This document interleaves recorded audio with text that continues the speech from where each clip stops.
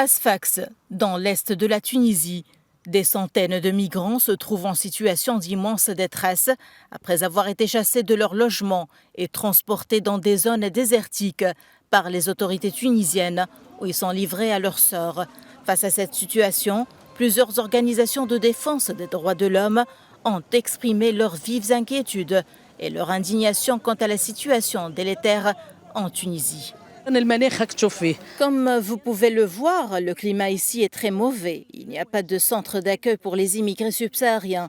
Nous appelons le gouvernement à mettre fin aux expulsions collectives et permettre d'urgence l'accès humanitaire à ces personnes qui ne disposent ni de nourriture ni d'assistance médicale. Cette situation ne peut pas produire un environnement sain et stable.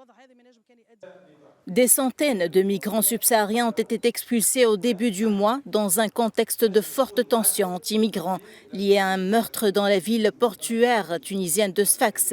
Une plaque tournante pour les trafiquants qui organisent des voyages en bateaux risqués et parfois mortels à travers la mer Méditerranée vers l'Italie.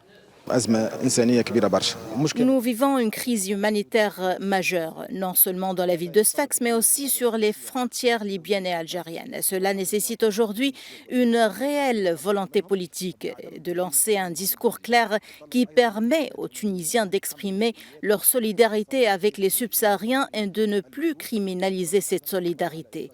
En outre, les organisations internationales doivent assumer leurs responsabilités dans la prise en charge des conditions des réfugiés et des demandeurs d'asile. Aujourd'hui, la situation nécessite une stratégie nationale de migration qui protège les droits et la dignité des migrants.